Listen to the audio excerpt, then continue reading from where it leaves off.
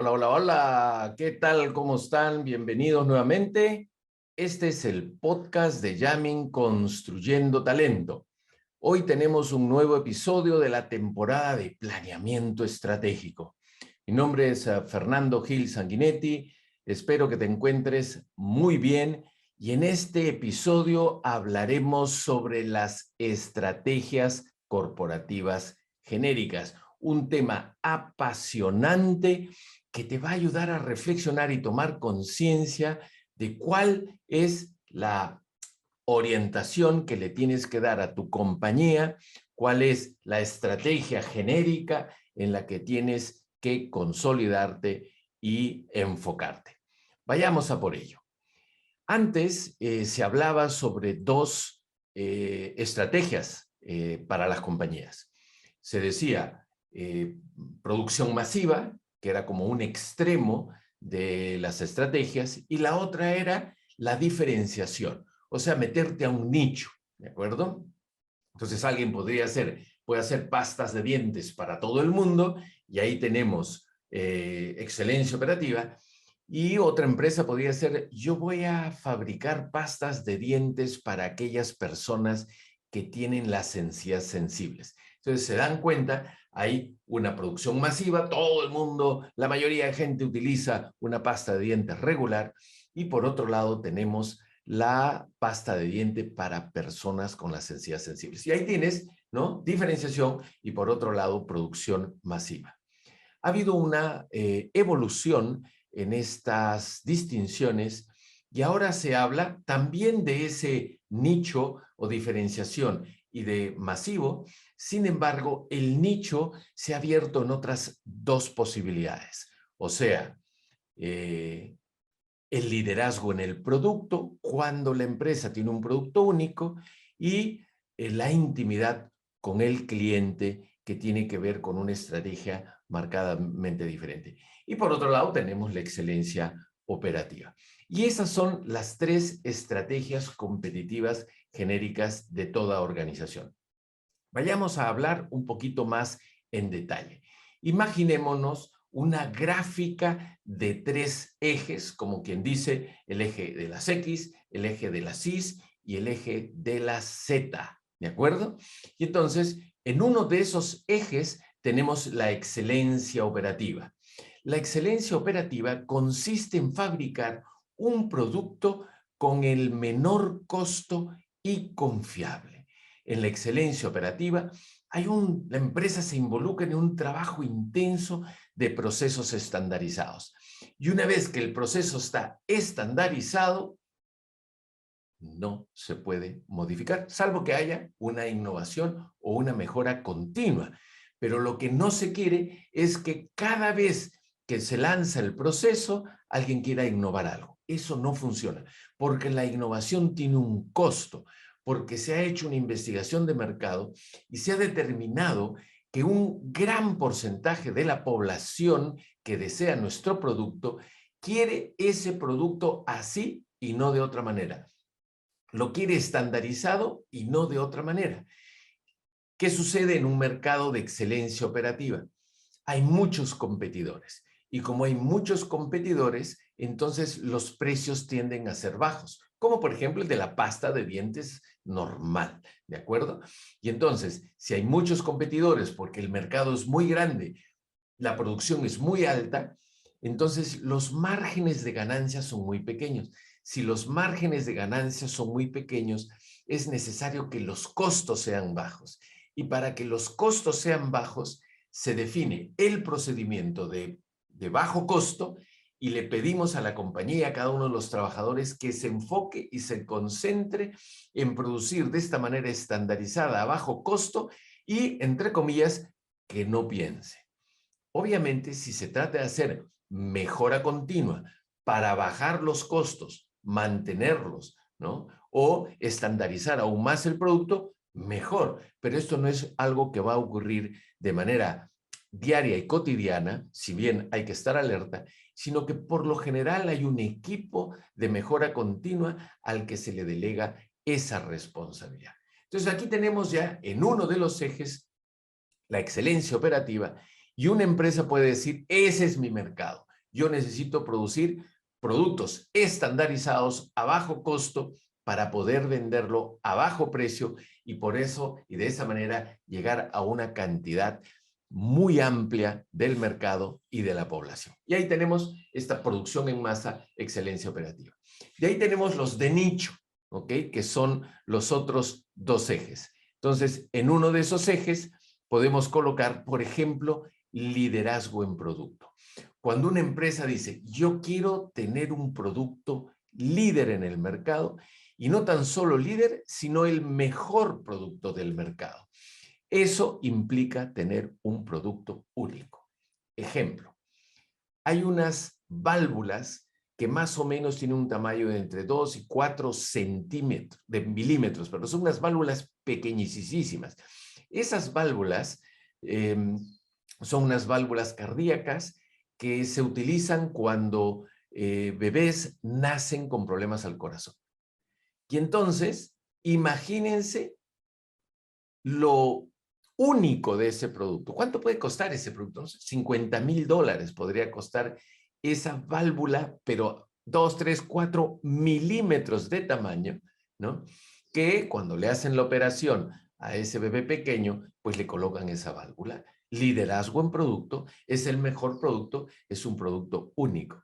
Entonces la empresa puede optar por innovar de manera extraordinaria y definir un producto único y ser el líder de ese producto. Y obviamente al ser ¿no? único puede cobrar de manera significativa. Y ahí tenemos un nicho. Y el otro nicho que marca la diferenciación de la excelencia operativa se le llama intimidad con el cliente. Cuando se trata de intimidad con el cliente, ¿no? Hablamos de una mejor solución total. Y en este caso, el proveedor de este producto o servicio asume responsabilidad por los resultados, resuelve los problemas complejos de sus clientes. Más aún, se anticipa y le dice, he visto en otros países que empresas como la tuya están empezando a tener estos problemas.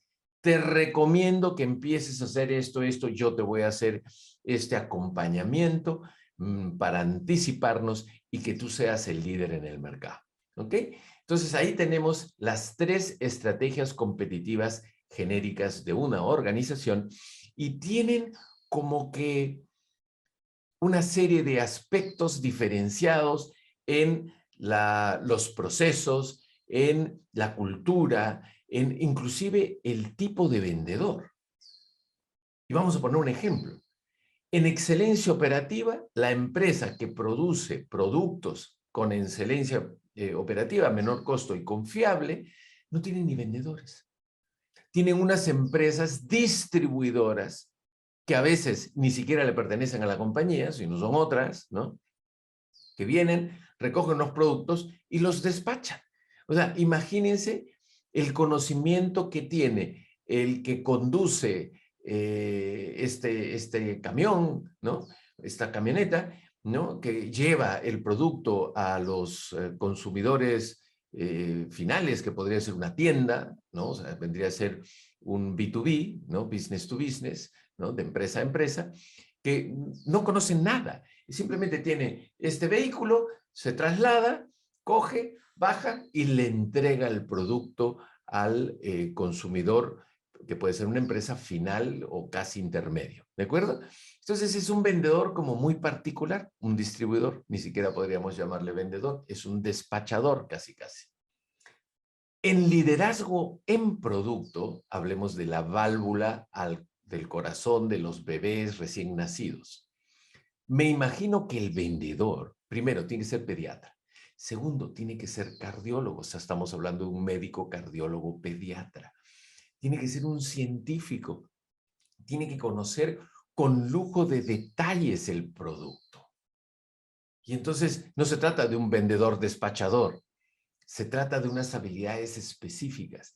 Y entonces tú no puedes contratar un vendedor despachador para un producto líder y único en el mercado, el mejor producto, porque es tan innovador, tan especializado, que necesitas un vendedor súper recontra especializado. Y de ahí tenemos la intimidad con el cliente. El que intima con el cliente tiene que ser un consultor muy experto en el proceso de negocio del cliente. Tiene que estudiar la industria del cliente. Tiene que entender los problemas complejos. Y finalmente tiene que asumir responsabilidad por los resultados.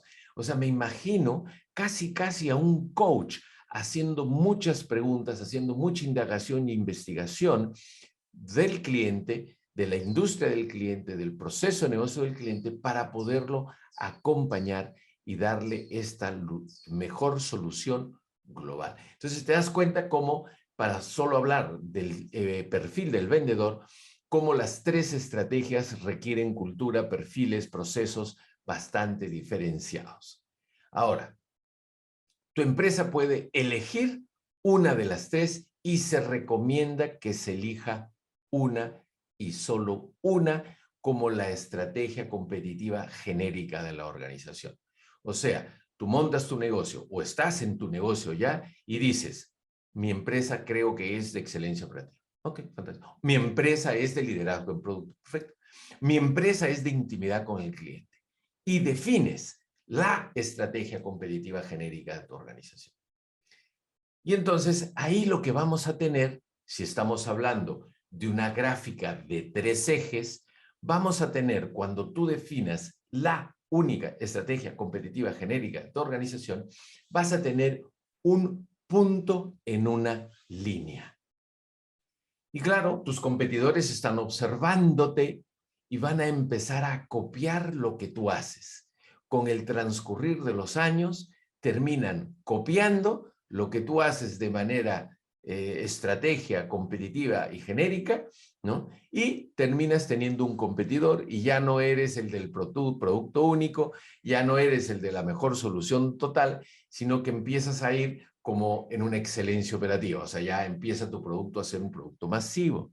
Entonces, mi recomendación, producto de mi experiencia en consultoría y también en dirección de empresas, es defines la estrategia competitiva genérica, la única, y te enfocas. Una vez que has hecho eso, dices, voy a ver de implementar de manera secundaria, no como estrategia única, sino como complementaria, una de las otras 2 estrategias. Y entonces, si tú tienes excelencia operativa, un punto en una línea, dices, en esta gráfica de 3 ejes, voy a empezar a hacer un poquito de intimidad con el cliente. O sea, me voy a acercar a mis clientes masivos para identificar qué puede estar detrás que si yo lo hiciera, lograría una mayor penetración en el mercado, unos mejores resultados. Entonces, cuando yo opto por una estrategia competitiva genérica, la primaria, y luego por un poquito de una siguiente, que sería la secundaria, ya no tengo un punto en la línea, tengo un punto en el plano, que sería el punto de intersección de mi estrategia competitiva primaria y un poquito de la secundaria. Y entonces, al tener un punto en el plano en lugar de un punto en la línea, esa ventaja competitiva, esa diferenciación, se le hace más difícil a mi competidor copiar. Una vez que han pasado 2, 3, 4 años con esa doble estrategia, la primaria y un poquito de la secundaria, puedes optar por incorporar, por ejemplo, si empezaste con excelencia operativa y luego intimidad con el cliente como la secundaria, puedes empezar a trabajar en un mejor producto, en un producto único, en un poquito de la tercera estrategia genérica.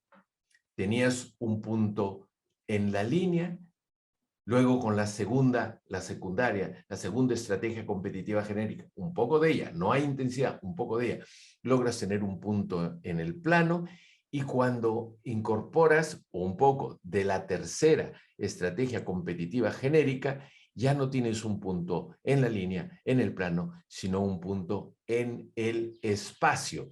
Y eso hace que tu estrategia competitiva no sea mucho más enfocada, ¿no? Mucho más difícil de imitar, y por lo tanto te permitirá mantener el liderazgo en el larguísimo plazo. Espero que este episodio sobre las estrategias competitivas genéricas de la temporada Planeamiento Estratégico te haya sido de utilidad y lo hayas disfrutado. No te olvides de poner tus comentarios o dudas en el canal de Yamin. Dale me gusta, difúndelo en tus redes sociales, compartiéndolo y recuerda sintonizarnos en un próximo episodio. Hasta la próxima.